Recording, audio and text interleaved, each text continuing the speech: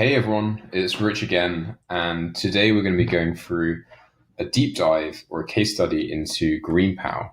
For those that weren't, on the chat or the group, then GreenPow CEO came on board and did a great group session with us to talk through his marketplace and to teach us all a little bit about how they've become so successful over the last few years.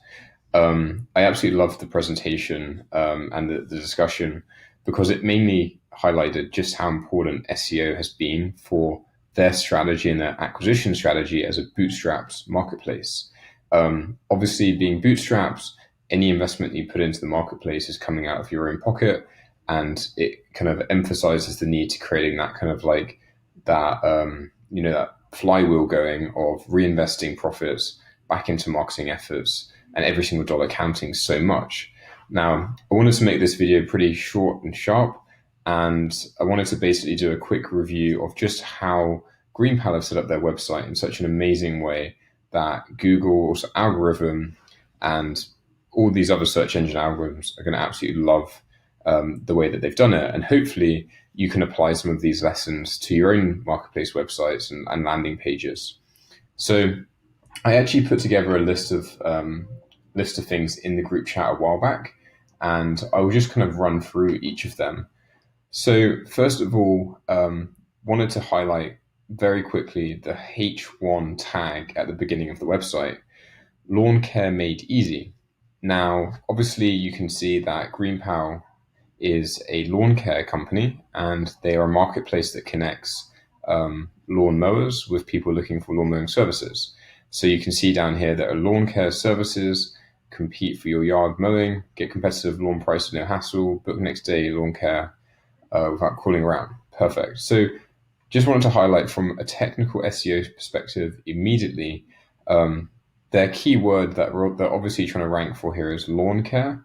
And then they've added very specifically lawn care services, which is another long tail keyword search term that they're trying to rank for.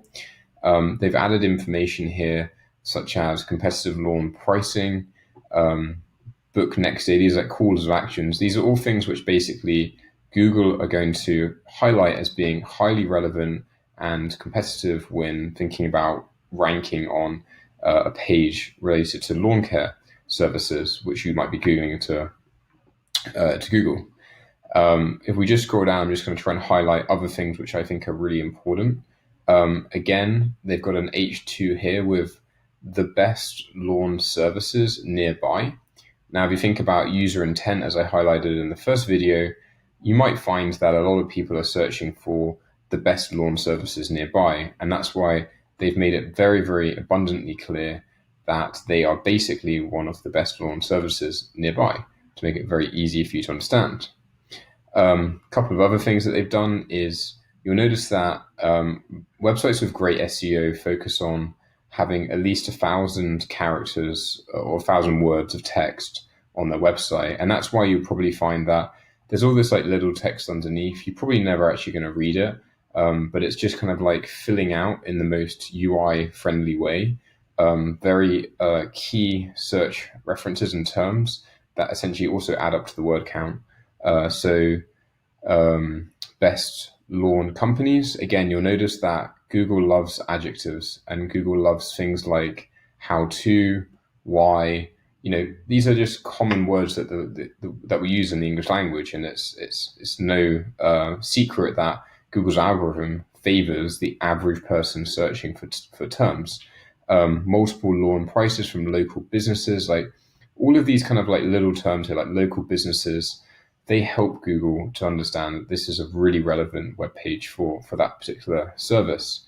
Adding videos. This is really important. Google loves videos. So if your website has video content, Google is going to say, this company is modern. It's intuitive to the average day user. People love videos, right? That's why YouTube is so successful. So when you scroll down and you found this video, Google's going to say, this website is better than another website because it has video content. Obviously, I'm trying to focus here on technical SEO as opposed to just general UI, but it's quite key that you've got reviews. And what they've done here is they've obviously used the reviews to their advantage to talk about services like our lawn, for example, using the keywords in their search terms, but also the cities, right? So you might find that St. Louis, Tampa, and Atlanta are actually their key cities that they're going after. And that helps with their searching for those cities. So if someone in Tampa is searching, having Tampa on this section is actually going to help probably put that page to the top. Again, as I mentioned, lots of text is really, really good for SEO. So adding all the 6, you're probably not going to read it even as a user, but it's all adding up. Now, this is something which is really, really important. And I'll actually probably talk about this in another video about just how you can hack SEO for specific cities and locations. And what you'll notice here, and you'll probably see this on actually several websites, this is, it may look weird, but this is really, really good for your SEO. So basically they put the city and then specifically afterwards, the actual keyword as well. So you can't get any better than that, where you've got the city and the keyword. Google is going to love that when you're in Montgomery and you're searching for lawn care. It's going to absolutely love this. You'll also notice that you can click on all of these. So these are all hyperlinks into the website. What's very interesting is that you'll notice that their actual header is super plain and very simple. So I used to have this thought that I had to have loads of menu options like locations, how it works and stuff like that. But what GreenPal have done really well in as well is they're basically trying to optimize for that call to action, right? They're trying to feed people down the page into the point where they just click get my free quotes. And that's where I think SEO and like psychology of people searching and using your website come hand in hand. Like your obsession with SEO and searching will naturally make you more obsessed with your conversion rates and how people use your website as well, because essentially you're trying to draw people to the website and then understand how they interact with your website. And it's a bit of an art because a lot of the time you actually have to design your website in a way that you wouldn't want to design. For example, like this isn't particularly the most attractive way of designing a website. No one really wants to have this all over their page, but would you rather have more people coming to your website and seeing something that's slightly ugly, or less people coming to your website but having a more beautiful web page? And I think that's really important is you've got to learn the balance of what's SEO friendly for your website and what's beautiful. And then just kind of highlighting at the bottom, again, they have some more cities down there. I'm guessing that might be like legacy, where that used to be it, and then they pushed it up a bit. I'm not entirely sure. But again, you've got some more text here, pushing up the amount of word count. So what I'll do now is basically just go into a specific city page just to kind of show you what I think are some great things done on those pages. We'll talk about hub and spoke models in another video, but essentially what they've created here is a hub and spoke model where the hub is the kind of landing page, is the home page, and then all these spokes are the location pages. What that's trying to do is basically create like domain authority or page authority across the website. So if you're searching for lawn care in this particular city, this is the page you're likely to land on. You wouldn't probably land on the home page. And that's very interesting because when I first started doing SEO, I just didn't have that knowledge or concept where your city pages, if you have a service which is in a particular city, the city pages are essentially your landing page. Like you have to optimize your city landing pages just as you would for your home page, because basically people are going to be landing on this page more likely from SEO than your actual home page, which is kind of counterintuitive. At least it was for me, thinking like the homepage might not even be like your actual key pages. It's how do you create a template and something that's repeatable and SEO friendly for all these other landing pages, which are likely to be the ones that your website ranks for. The other thing I was going to say is that I used to think that blogs were the only ways that you would like the only way you would get traction to your website or clicks. These city landing pages are actually, like, I would say, a better way. Not every marketplace can have that kind of like specific city view, but I actually think that if you think about user intent, as we mentioned, lawn care services in Lafayette, it's such a user intent thing. Like when they land on this page, they don't want to read about lawn care or like blog, like the average blog typically tries to trick you with, oh, like how to care for your lawn, and then it lures you into clicking on the website. This is actually a search, like whoever's landing on this page now in Lafayette wants lawn care services. So you'll see the website is structured and the page is structured in that very, very specific way where the user has intent to basically get lawn care in that specific city. And that's why I would say that, like, think about a blog strategy, but think very carefully as well about, are there other kind of like landing pages which you can create for your website, which are, people searching for a more user intent rather than informational type stuff. I think blogs are a great way to like get like natural traffic in. But as an example, in our marketplace, Unibo, we put a phone booth blog out there. You can like understand about phone booths and stuff. We have so many impressions and so many clicks to that blog page, but our actual service doesn't really have anything to do with phone booths. Like we offer phone booths as a service, but we're now getting all this like traffic from people looking for phone booths, and I wouldn't say it's like particularly intent driven. I think that it's a confusing message for a customer landing on a website for that. Anyway, going back to the SEO for this, you can see that the company's added in a map, which is super helpful. Again, this is probably an image. It is. And if I go to save image as, this is just a test. Perfect. There you go. This is a classic example of very good SEO. Every single part of their website has been optimized for SEO. And alt image IDs are a very important thing that you need to add. So for every image on your website, it has to be relevant to what the page is about. It has to be relevant to SEO.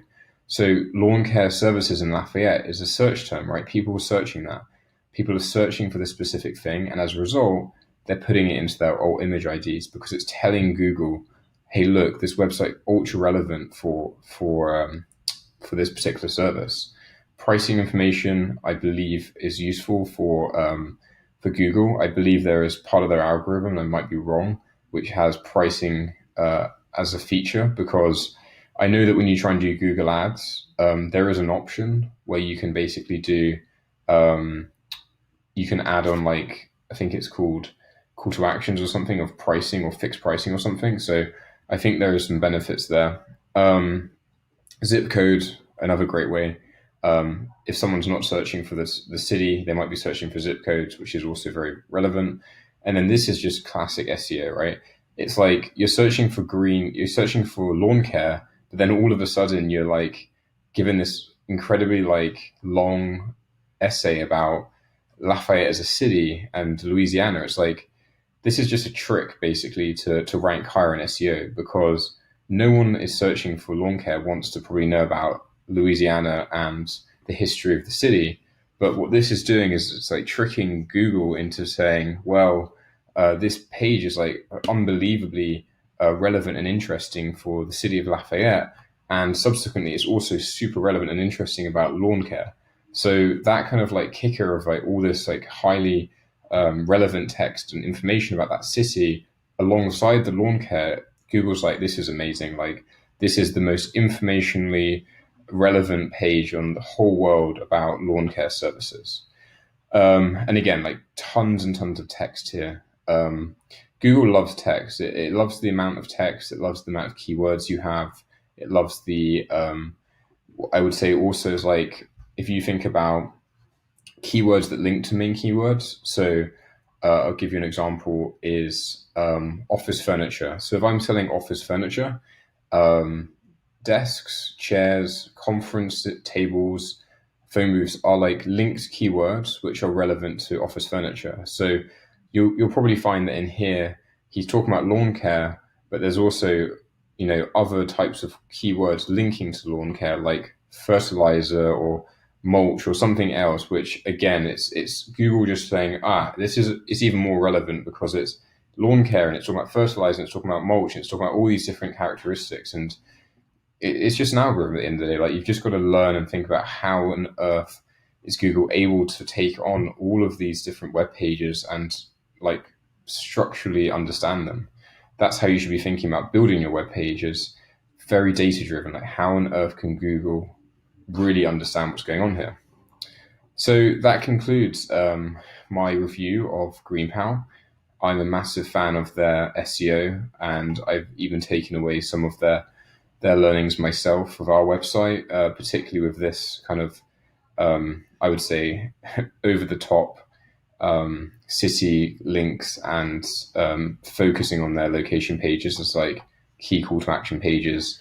If I quickly just go and show you, I can actually get up here. Where is it?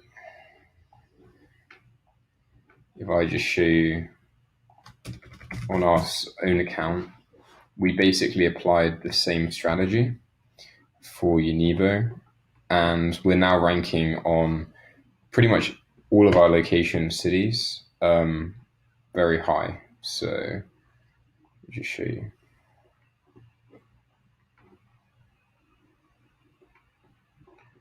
So if you look here, we're now ranking like office interior design in New York, number 1, office interior design in Los Angeles, number 2, Houston commercial office interior designer, number 4, interior office design Los Angeles office design. And like, this is no coincidence. It's like we went after this by creating location pages, exactly the same strategy as GreenPal. It's just create those location pages, set up the pages in a specific way, and I mean, look at it. It's just, you can see overnight we're ranking higher and higher every day, from just office design in Los Angeles, office design in Austin. And this is just so easy, because if I just show you how basic our pages are for those particular cities, there really isn't anything that special about them.